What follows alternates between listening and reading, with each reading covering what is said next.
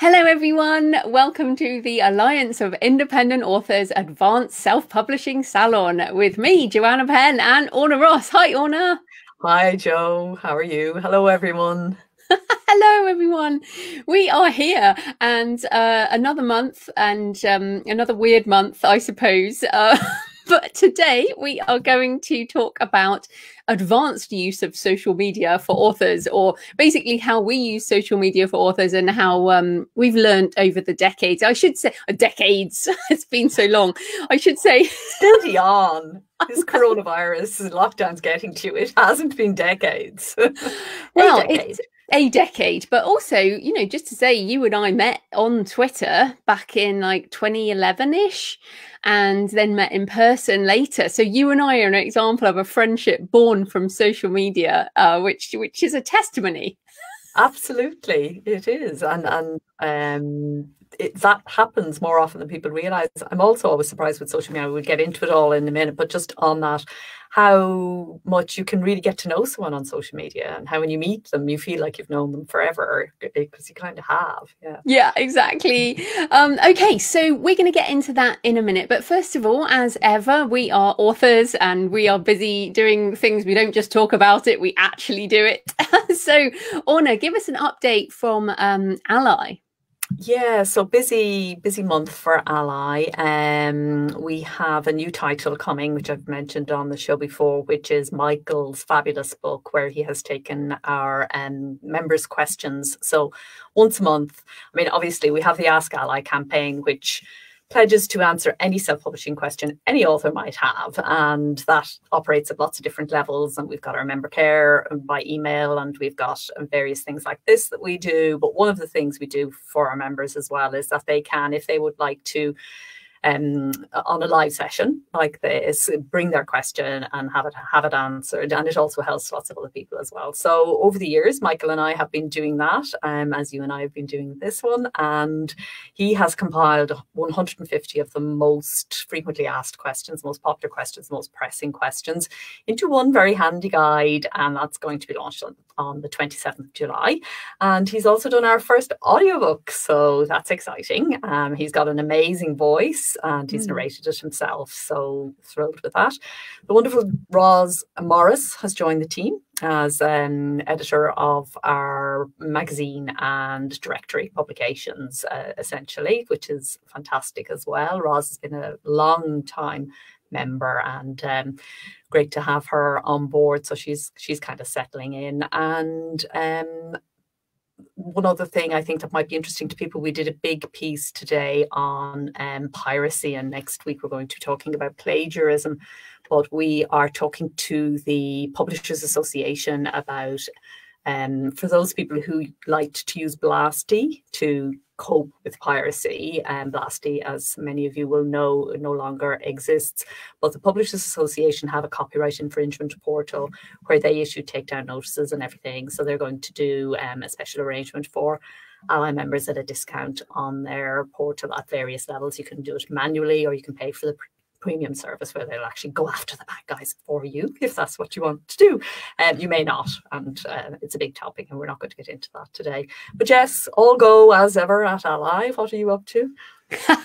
I have. I was saying to you beforehand. I do have a problem, a workaholic problem, where I'm so used to getting out of the house and going away. So I normally work on this project basis where I work really hard and then I go away on a trip or go speak, or there's not normally a month would go by without me going away somewhere else.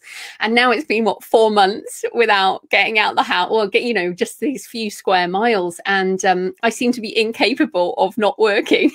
So it's so weird. Everyone's having a very different experience of the pandemic, but my experience is a workaholic, ridiculous amount of work thing, which is interesting, and I need to address this myself. However, I am getting loads of work done. So Map of the Impossible is basically done, and all the pre-order files are up for the print and the large print and the hardback and the ebooks and everything. And I'm working with Find a Way Voices on the trilogy audio. So I was kind of waiting till I had 3 books to do the trilogy. And today I've been recording and editing tutorials. So I've got these 3 tutorials, one for building a website, one for the theme, and one for setting up your email list. And I re-record those every couple of years. So I've just been doing that. And, you know, for anyone who does tutorial work and technical recording, you know how hard it is. Like, it might take 8 hours of recording to make a 30-minute video. So I'm feeling a little crazy because I finished that about 3 hours ago, and I'm so happy, and it's very useful, but it needs to be done quite often when you do these tutorials. But why I wanted to mention it was because we often talk about multiple streams of income, and tutorials with software and the tools that we use as authors is a really good way to make affiliate income. Like, doing tutorials is one, you know, probably up there, my top 3 recommendations for affiliate income. So I've done those for the Creative Penn. Fantastic. And a fantastic resource. I mean, they'll be brilliant. It's wonderful. Yeah. Thank you. Yeah, busy. So if anyone's interested, they're at thecreativepenn.com/author website. They are up. So that's good. And I'm going to take a couple of days off, I promise. Yes. She's under orders, people. Need to rest. Joe, creative play. Remember those? Oh, yeah. Play? Yeah. What is that? But what about you, Orna? Yeah, I've been, well, nobody will ever accuse me of workaholism, I'm afraid. But I've been doing something kind of interesting, which is a new experiment for me. So my very first novel, which I wrote 100 years ago now, the events that happen in that novel are coming up to 100 years ago. And in Ireland, where half of the novel is based partly in Ireland and partly in San Francisco, and in Ireland, these centenaries are forming a sort of a 10-year thing from, it began with the First World War in 2014, the centenary of that, and we'll go on to 2024. And it's coming up to now in 2021, 22 are the years when centenary for the events in the novel. So I'm going to bring out a centenary edition with a foreword and stuff about it, retire the old ones and kind of give it a new lease of life, done new covers.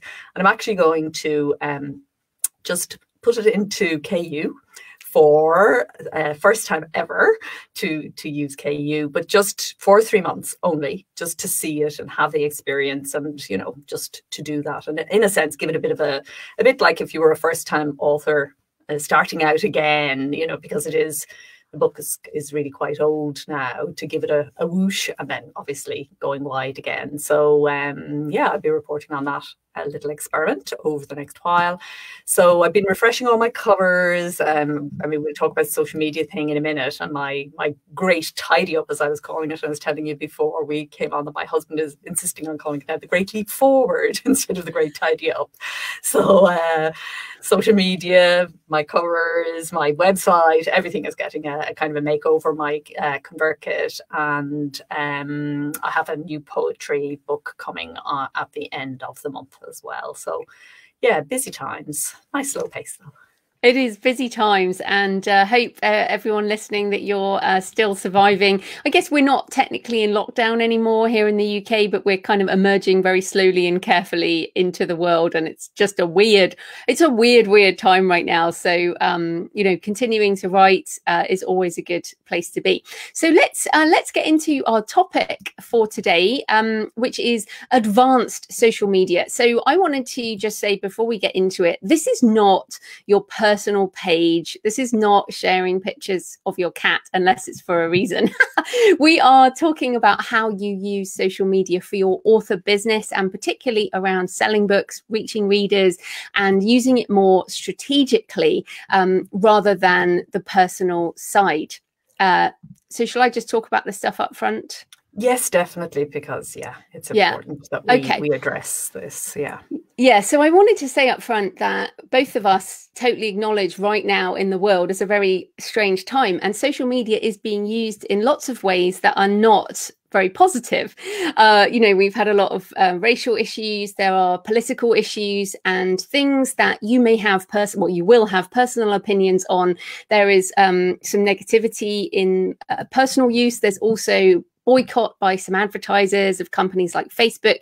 There is, you know, overload. We're all getting overload from too much doom scrolling, they call it, where you look at all the COVID news every morning and it's like, ah. And then also there's, I read this week, Facebook, Google, Amazon and Apple will be facing the US Congress at the end of July around antitrust. So there may well be changes coming. So we wanted to say that up front, because clearly it's a time of flux in the world. But what we're going to talk about is how we use social media and how we're always thinking about how to potentially change that, but also just to be aware up front and to say, when you put anything on social media, it is going out into the world. People can take screenshots, things do not disappear. So you have to very much curate what you put out there. So for example, you might have a political opinion that doesn't fit your author profile, so you might not want to share that. Or you might have a political opinion that you want to use your profile to share. You just have to actively choose. So we're advising you to be mindful about your social media use. So anything you want to add there, Orna? Yeah, I think for me, just to talk a little bit about my personal experience of social media, because I'm actively engaging very much with it now at the moment. You can do social media in a half-hearted way, and the tools are there which allow us to do that. And I have to say that that's the way I really, apart from a few small pockets, I really have been kind of using it for a very long time. And then at the beginning of this year, I decided that I wanted to actually make social media something that I really enjoyed as much as I enjoy writing a book. I wanted to actually enjoy doing my social to that sort of degree, while still, of course, retaining its use and value as something that is, as you say, it's not just a personal thing. It's not just personal enjoyment. And we're always riding these two kinds of things. And this, I think, is the most significant and deepest challenge about being in creative business, is that you have this intent really to get people to buy your books or your service or whatever it is that you're offering. But you're not a conventional business where it's kind of the, you know, profit before people or profit at all costs or whatever. We're creatives. If we just wanted profits, we would have chosen a different kind of business. So, but you're balancing these two things. And if you fall over too much into what I want them to do, something goes out of it, the soul goes out of it, and you're no longer, it's not as creative as it can be and should be. So kind of doing the great tidy up, the great leap forward, redoing all of that is a very, very interesting, has been a very interesting experience. I'm almost finished. I think I have about another 3 or 4 weeks to go, because when you pull at social media, actually everything comes in. If you're set up properly, everything comes in there. You have to start thinking about everything. And so I would say to people, if you're not enjoying your social media, make that your first intention, you know, a co-intention with this is targeted, strategic use of social media, yes, because we've got books at the end of it and we want to share our message as well, not just get people to buy books, but also to amplify whatever it is that made us write those books in the first place. So you've got that going on, but it's not all about you and what you want. It's very much an engagement. It's very much real people at the other side of that. And I think that's what we can forget, and what perhaps we forgot, you know, as we try out new tools, and the tools that we have to reach large numbers of people are fantastic. But when you're broadcasting, if you like, in that way, it can be very useful, don't get me wrong, and there's a place for it. But if that's all you're doing, if it's all about you and what you want to get out there, then it's not actually, you're not getting the depth and the resonance and the creativity in it that you can and should. So that's where I started with my okay, well, shall I talk about how I use it now, and then you come back with how you're using it now? Yeah, so basically I've really cut down a lot on social media, and I do primarily use it for broadcasting. So I've used Twitter since 2008. So I am really at the Creative Penn with a double N on Twitter is my primary non-fiction platform. And it's gone very well for me over the years, because I was on it early. I've literally and we'll talk about tools in a bit, but I schedule. So there's always stuff going out on Twitter at the Creative Penn. I've built up sort of over 82,000 followers in an organic manner. I've never paid for followers or anything, but that's over a decade of consistently tweeting. So that for me is my non-fiction. Then and then I also have 2 Facebook pages, so the Creative Penn Facebook page and JF Penn author Facebook page. So the Creative Penn, I'm just putting my content on there. I am doing some videos now, but mainly I'm reposting from my website. And then for my fiction side, I have the Facebook page, and then I have Instagram at JF Penn author, which I just really use to put photos. So basically, and then I have a Pinterest thing for JF Penn, which is just I do 1 board per book. So that's very minor usage, really. I don't really use anything else, to be honest, and I don't really want to. The main reason I'm still on Facebook is because of the advertising. So I do use paid advertising for Facebook, and that's about it. I don't use paid ads on any other social media. I don't count YouTube as social media. I think YouTube is a video platform. It's not social media to me. And yeah, I think that's about it. Orna, what about you? Yeah, just on YouTube, it can be, I guess. It depends very much on how you use it, in that some people do. But yeah, for most people, it is a broadcasting platform, isn't it? It's a video platform. Yeah, so for me, and I think the most important thing that I've kind of come to in the last while is about having different goals for different platforms. So I kind of had everything all together. And like you, I've used Twitter since the start. I'm actually thinking of closing down my personal Twitter now, because I do think that Twitter it really works very well for Ally. But unless you've got an actual, it is the medium that works best for broadcasting links. So just a good headline, a link to something more interesting, and people click through. And that's a very effective use of Twitter for nonfiction. But people who use it for fiction tend to get into sort of big conversations, Twitter type conversations about very often political stuff, and it gets very kind of heated and debatedy and controversial. And really, outside of those 2 ways of using Twitter, I think Twitter's value to authors has fallen. There was a time where tweeting, was an effective strategy for authors. Now, having said that, as a blanket statement, there are lots of people. Every single one of these platforms has enough people on them and can be used in an effective way for you. It's really very much about you finding your own way, and that is true for everybody. So there is no platform that's good for authors or bad for authors. They all work. It's all in how you actually engage with them and how you use them. So Instagram has become, as poetry became more important to me, Instagram became more important to me. So Instagram is now kind of where I start with my social media, which is a complete turnaround from where I was a year ago, and growing slowly, and I'm really happy with it, and I really enjoy it, and really, really works well for poetry. And it is slightly broadcasty, because you just broadcast snippets from your poems or your quotes or things like that. But the engagement there is very good, in the sense that people really come over from Instagram in a way I found that they don't so much from the other platforms organically, and that has been really good.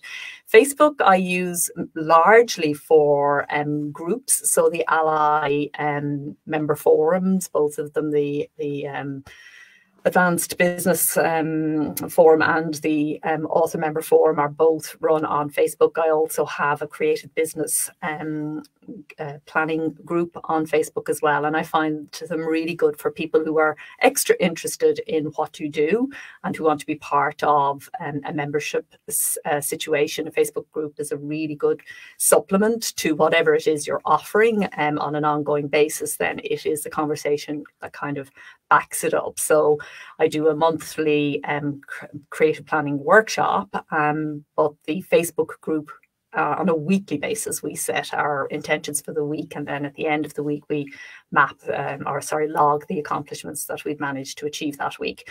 So love it for that. So yeah, then this kind of thing, these live videos, okay, they're not strictly social, but they are a part of a conversation. People have turned up to talk to us today, and there'll be a lot of comments and chats. There already are people saying hello from all over the world, and there'll be so they are also part of that. And the way I use those is I use StreamYard, and it goes out here on Facebook Live, but in some of those member groups, but also more generally on the Ally Facebook page and onto Ally's YouTube as well.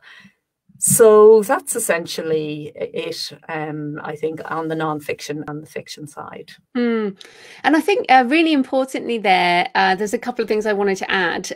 First up is the lists on Twitter. So I always get questions around Twitter. Well, how come you have, how can you filter out your feed? And this can be true on any of the platforms, but for Twitter, it's creating lists. And, for Facebook, you can say who you want to hear from. I think this is a really important part of curating.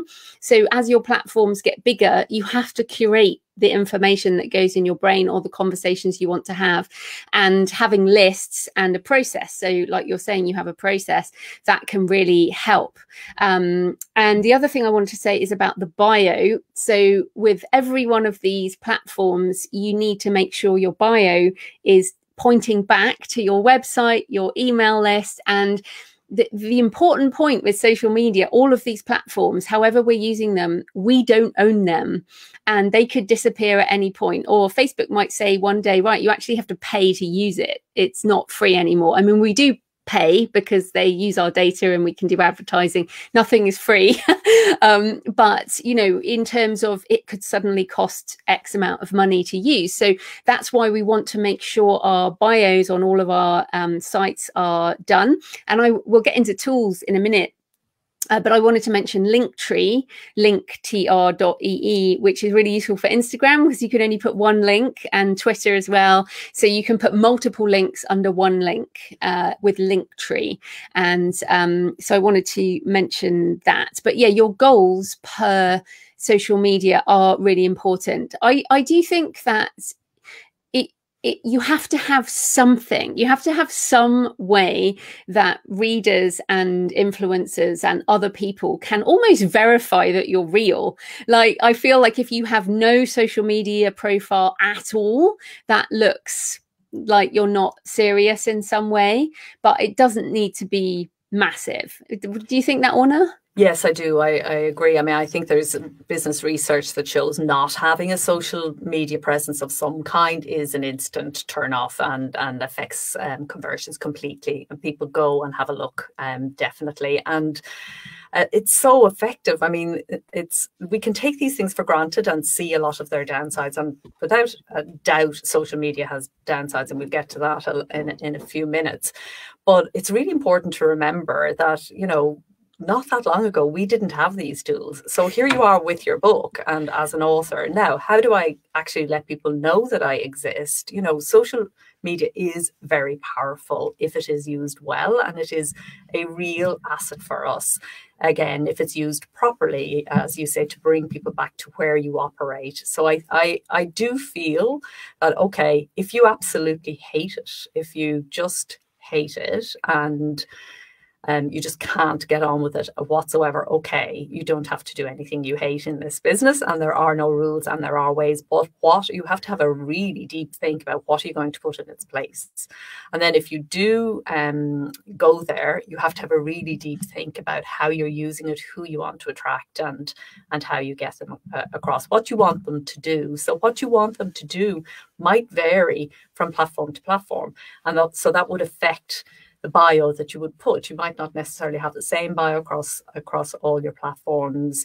You have to think very strategically about their journey from meeting that first update, if they've never heard of you before, something that's just wandered across their screen for, because the algorithm put it there, and then their journey from there to where you want them to go. Have you made that easy? Is it clear? Another thing that's very obvious from the research, if you click on an updated link or something like that, and then you end up somewhere else, which I think was what was happening to a lot of my people. They would click on something for self-publishing advice and end up on a poetry page or something, not quite, but, the message wasn't clear enough in terms of, so you can be, it's all that what we've talked about so often before, that kind of micro niching down into, you can't almost become too granular. It's really is the secret and the trick. And I think what happened was that the tools were so good that authors started to kind of go a bit mass media with social media, because you could reach lots of people. It seemed quite promising, but actually it doesn't really convert. Sure, you'll have conversations. Yes, you'll get likes. You get those, and there's the danger of being a bit addicted to getting the likes or the following or the yeses or the, whatever it might be. But if you know that the goal is ultimately to sell a book, then you've kind of got to begin there and make sure that the pathway that you're bringing them on is something that has the potential to end in that. And I guess we should just mention, obviously there are loads of social media sites now. I did want to give a shout out to LinkedIn, which is an incredible platform, particularly for non-fiction. I think if you write non-fiction business, that can be a fantastic social network. And then I want to mention TikTok, which is obviously the viral social media of the moment. And the reason I mention it is just because it is massive with a certain demographic. And this is the reality. Each network is big with a different demographic. So you need to identify who your audience are and also who you are and how you like to engage. There's some TikTok stars who are, Gen X, but I'm not sure. I'm Gen X. I'm not sure. I'm not. I haven't even got the app, so I haven't either. So I don't know if there are any boomers on it. Probably are. But the point is, you don't have. You can pick a different social network from us. Pick the ones that you enjoy, but also that your audience find useful. So let's talk about social media strategy. Content strategy. You've talked a bit about that, Orna, but I think one of the most important things to me is being on brand with your media. And I don't mean that in a really fake way. I mean that in a real way, but in a curated fashion. So for example, on Twitter at The Creative Penn, my Joanna Penn brand is positive, upbeat. I have political opinions, but I don't share them on Twitter or in general social media unless it's something I super care about, in which case I will talk about it on the podcast or whatever. But I am very careful to avoid things that I just don't want to muddy that bit of the brand. Now, that doesn't mean I care less. It just means that that's how I'm curating that part of the business and my life. I also really hate conflict, and I don't believe I can convert anyone over to my point of view on Twitter. So I just avoid those whole things. But Orna, what do you think about curation and niches? Yes, just following in on that, just briefly before I touch on that, is that Haley asks the question, can you both speak to getting pulled off your usual commercial message? So what you want them to do, promoting books, coaching, joining your list, etc., by world events. And I think, that plays directly into what you're just talking about there. And I would say my short answer to that is I just don't go there. I just don't, unless it's part of what I'm trying to say. And I think this is a discipline that you kind of have to learn if you want to use these media effectively. You have to realize that it's not the place for it. If you're going to go on social media as yourself, that's a different thing entirely. Off you go. You've full freedom to be who you are. But if you're going to use social media, there's a whole issue of respect for your readers and their opinions, which might be very different from yours. And the power of the pen. What you choose to say and keeping it narrow and staying niche on that, it's really challenging sometimes, especially when this crazy year that we're having is a very good example of that.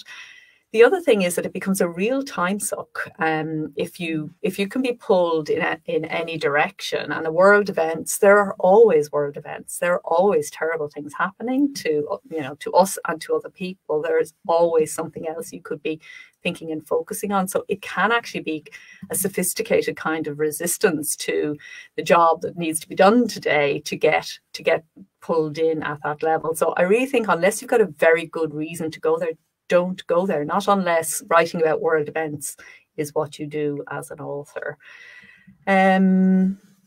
Yeah, so I forget now what we Yeah, were going to talk about next. so strategy. So that's kind of curation. And Carol says here, what do you think about 15 non-sales postings per one sales pitch? What do you say to that? So there is a sort of rule, 80-20 rule, which has been around a long time in the social media marketing space, which is 80% of the time you are not tweeting or sharing buy my stuff, and then the 20% of the time is you can post your ask. And Gary Vaynerchuk, who's been big in the social space, who certainly influenced me early in the day, has a book called Jab, Jab, Jab, Right Hook, which is very aggressive, but it's still give, and then ask. So it really is a sort of be useful, be entertaining, be interesting. You know, so with Orna's poetry, it's here's a poem, here's a poem, here's a poem. Oh, here's my poetry book.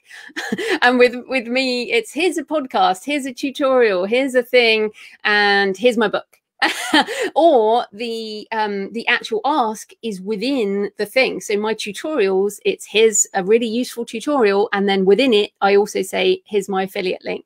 So what you need to do with your give ask is have a plan for this, and just make sure that you have that kind of balance. And I look through Feedly, which is you know, feeds of various sites, or I might tweet the Ally blog. Most posts, you know, I will tweet from Ally, and I have my list of people that I will share their content, and then I share my podcasts and everything. And then I'll occasionally put, you know, I'm doing a webinar, or here's this, that, other thing. So yes, you definitely need a balance. What do you think, Orna? Yeah, I definitely agree with that. But I think of it also as being part of deciding, you know, how you're going to share your message beyond your books, so that social can be a really useful way to amplify. Most of us have a reason for writing the books that we've written. We may not have worked that out, but working that out is actually a very big part of using social media effectively.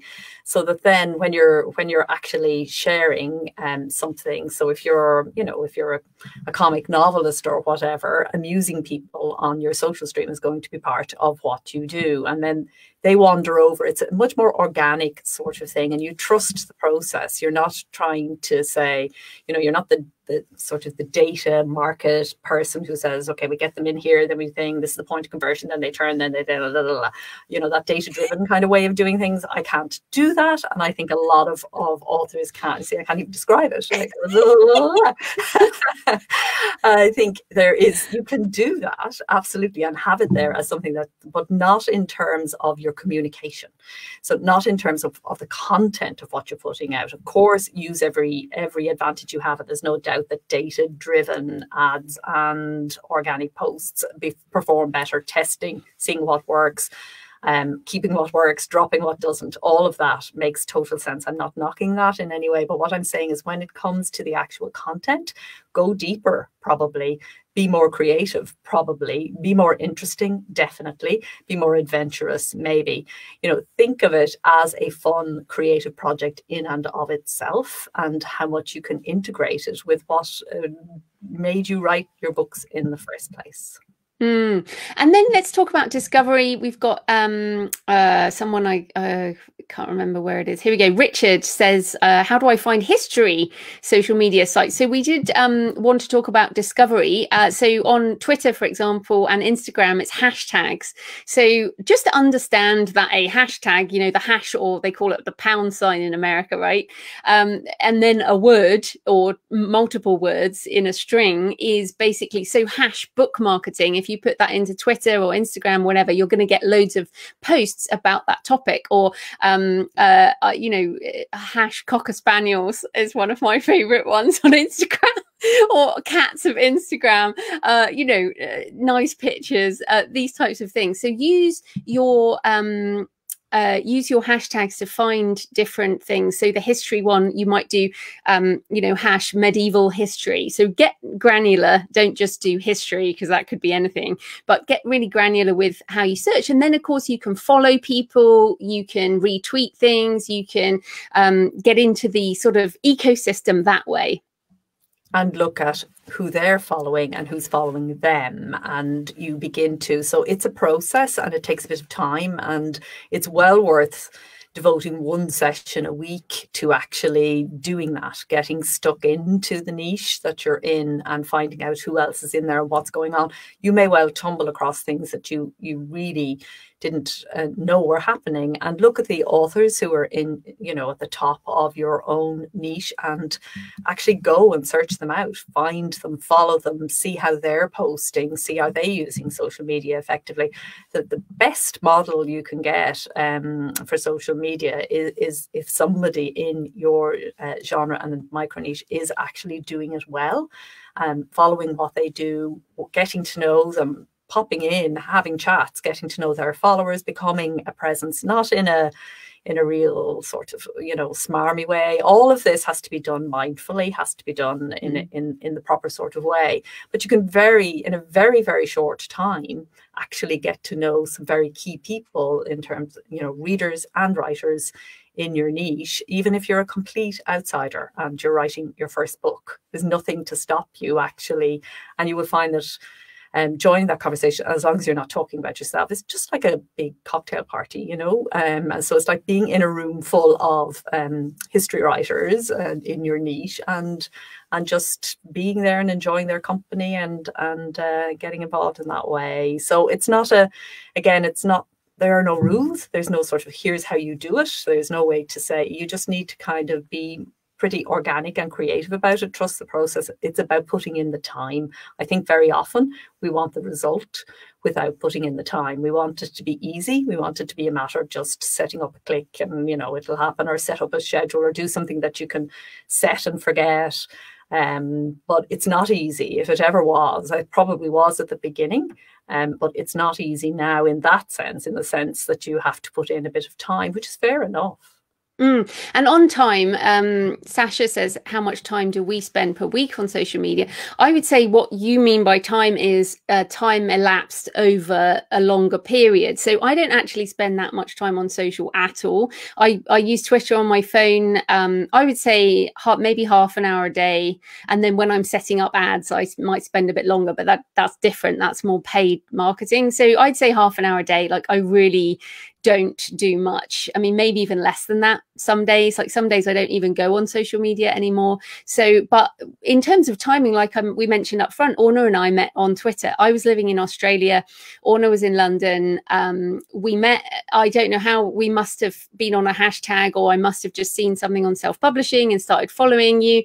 And then we met in person in London, in the London Library. And because we'd met on Twitter, it was very easy to say, oh, how about we have a coffee together, like a coffee date. And then we had a coffee, and then I said, which is my thing, come on my podcast. And so Orna came on the podcast, and then we've become, good friends. But in terms of time elapsed, that took a number of years probably, in terms of sharing each other's stuff. And I bought your meditation recordings and stuff like that. So there really isn't that's the organic side, and you can't shortcut that.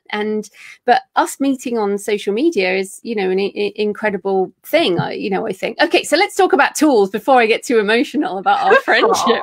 It is incredible, though. I mean, this whole thing wouldn't be there without it. So it is. Thank you. Thank you, Jo. Okay, let's talk about tech. So what tech do you use, Orna? So quick question from Lawrence about the one that you mentioned there, Linktree. It's not a book link, Lawrence. If you go and have a look at it, it's not like Booklinker. It's a bit different. So what I use lots of different things now. And again, this has taken time to get to this, but it works very well. I know exactly how much time I spend on social media, because I limit it strictly, and it is half an hour a day, and then it's an hour and a half once a week, which is completely just floating around, enjoying myself, going where the thing takes me. Half an hour a day, very kind of strategic, and get as much done as I can in that kind of half an hour a day. But as I said, 90 minutes a week, then just, having a good time, basically. Okay, so I use Nedio for our blog. So Nedio is a really good tool which sets up all sorts of things, and it sets up the social attached to it, and it also puts the blog out, and you can pre-schedule and everything. And it's a really great tool which has changed things a lot for me. I use SmarterQ for scheduling in advance. I use TweetDeck for managing Twitter, and I'm just getting into now looking at Headliner for doing audio stuff for putting out, little, what do you call them? The audiograms. Like the audiograms, exactly. And so taking snippets out of the podcasts and things. So that's it really in terms of tools. I've tried them all. I've been all over the place, and I find SmarterQ is complex, but now that I've kind of got my head around it, I really love it. So yeah, and we'll put the links will be in the show notes when it goes up on the Ally blog.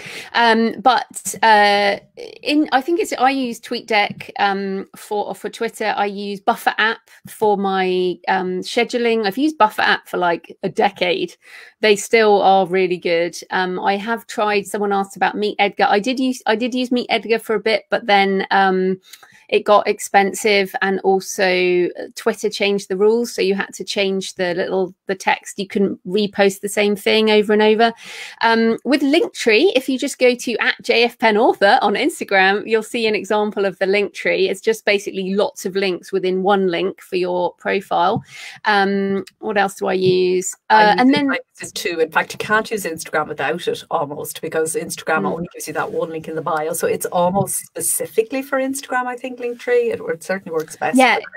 It was originally, and now I've just seen people using it all over the place, because actually you can put podcast links and book links. And in fact, I've got on my to-do list, go and change Linktree to put Map of the Impossible in, and then you can say on your Instagram, link in the bio or whatever, and then people can go and have a look, because it's quite a different way of using it.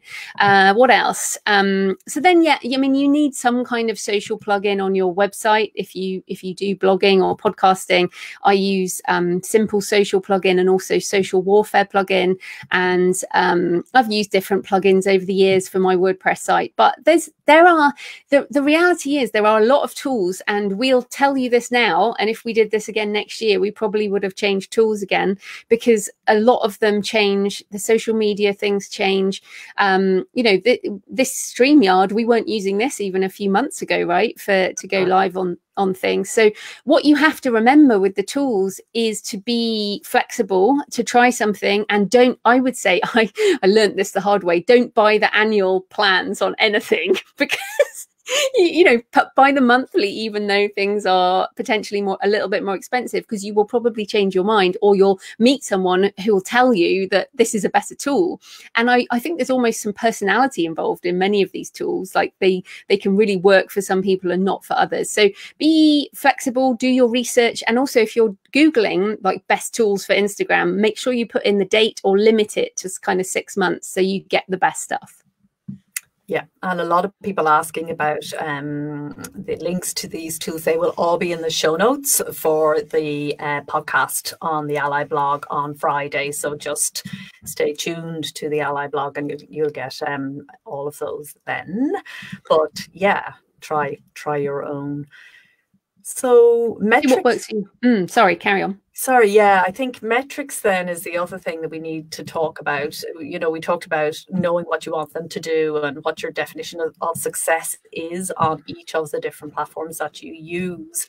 So how are you going to monitor and evaluate the results, I think, is a really important thing as well. You can get a general organic good feeling, and you can get a sense of what's working, but do you specifically have anything that monitors the results? How do you know whether it's kind of doing what you wanted to do? I think, and this is where you were saying earlier, we're not very data-y people. You and I are like the least data-y people, and people should go listen to other people who do data.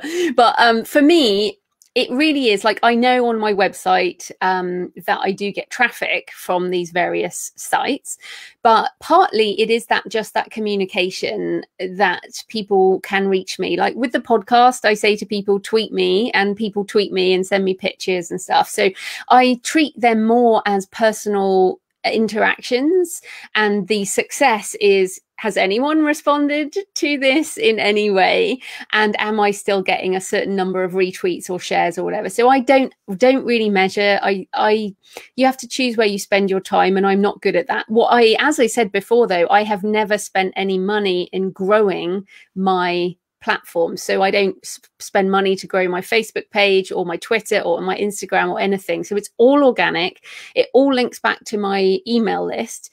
So I figure, like, just the small amount of time I use it, it is also it's social proof in terms of me existing as a creative. The thing I do pay for is Facebook advertising, but for that it really is an affiliate stuff, webinars, and also book launches, where I will do like a 2-week campaign, and then I do measure the sales from those links, but I don't tend to do it with general social media. What about you? Yeah, and Carol is asking about Facebook ads, and it's too big, Carol. It's kind of a whole separate thing, and we have talked about advertising before, and I've no doubt we will again. Yeah, you won't be surprised to know that I'm not poring over the data all the time, but I do have a sense of kind of what I want them to do, and I think that's the most important thing, that you measure. You're not measuring just follows and likes, but you're actually measuring the action you want. So if you want them to come across to your website, then you have Google Analytics or some equivalent tool installed, and you know whether they did actually in fact wander over and how many came over roughly, and whether that's increasing or decreasing, or what works and what doesn't. A bit of A/B testing, which sounds awfully mathematical and everything, but really isn't at all, in the sense of just testing what kinds of things. And I went through this a lot with Instagram, and I've settled now, but I definitely was trying different ways of saying the same thing in quotes, or different kinds of, for quotes, backgrounds and things, and themes, colors, all that kind of thing, and seeing what was getting the best responses. And so it can be, pretty, again, organic and not terribly data driven. But I think the important thing, as I said, is to keep in mind that you are measuring the thing you actually want to measure, rather than, sometimes, especially on Instagram, if somebody likes a poem and they put it up on their page, you can suddenly get a whole flush of followers, but that in itself is not really necessarily what's wanted, or you mightn't even want those followers. They might be following you because they saw something in a poem that you never intended to put out there, and those people won't stay with you. So lots of followers in and of itself is rarely the thing that you're looking at. It's the action that you want them to take. Measure that. Yeah, and I was just going to say on that as well, that the reason I talked about buying followers and stuff is I get emails from people that say, I'm a brand new author. Should I pay for 5,000 followers on Instagram? And I'm like, no, don't do that. Like, they are fake followers. So what is the point? And this is the vanity metrics. So they call it vanity metrics. No one, it doesn't matter if you have 50,000 followers if nobody clicks through. And I think the publishing industry is responsible for a little bit of this, because for a while there they were obsessed with how many followers you had on this, that, and the other. But I think now they're getting the idea that it's not necessarily the vanity number, it is the engagement and the people who are actually going to click to buy something. So yeah, don't buy followers or any of that kind of thing. If you're going to do paid advertising, then it should be to grow your email list or to actually sell books. But I don't believe growing your social media presence actually is that effective anymore, especially as most of the time you have to pay to reach people anyway, because organic reach is pretty much over. So Orna, I guess, is that, I think we're done. Is there anything else you wanted to add? No, I think that's about it in terms of main messaging around it. Just to say, keep exploring, keep experimenting, get really good at one. Don't try to be everywhere. Have a hub.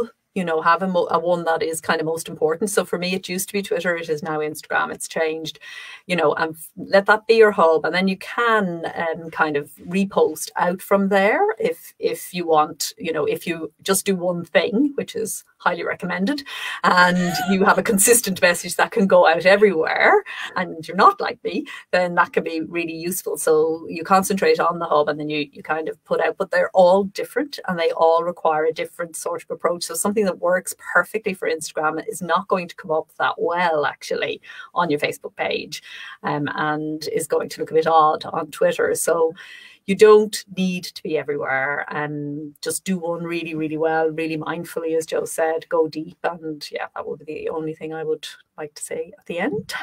There we go. Fantastic. So we are actually taking a little break. So we will not be here on the first Monday in August. Orna is a very organized break. I am kind of going to have to force myself to take a break. I'll be like, I'm here, ready to do the show. But we will be back in September. And what we're going to talk about is a really fascinating topic, the meaning of 1,000 true fans for authors. And 1,000 True Fans, article that Kevin Kelly did back in 2008, all about the importance of growing an audience who care about you and buy your stuff. And we're going to talk about how you can cultivate that, how you can communicate, which we think will go far beyond what certainly stuff we've talked about today. So Orna, anything else you want to share before we head off? No, just looking forward to that. And Kelly's thesis was that 1,000 true fans is all you need to make a living as a creative of any kind, and authors. And it's been tried and tested. And I think in these days of Patreon, and we've even more tools now than when that was mooted in the first place. And today's talk feeds into it, everything feeds into it. So looking forward to sharing that with you. And yeah, just to say to everybody, have a great summer if you're in the northern hemisphere, and or winter if you're in the southern. Winter if you're down south. And yeah, we'll see you back here in September. One more podcast next week before we take our August break. Okay, everyone, thanks for joining us live and also on the podcast feed. Happy writing. Happy publishing. Bye-bye. Bye.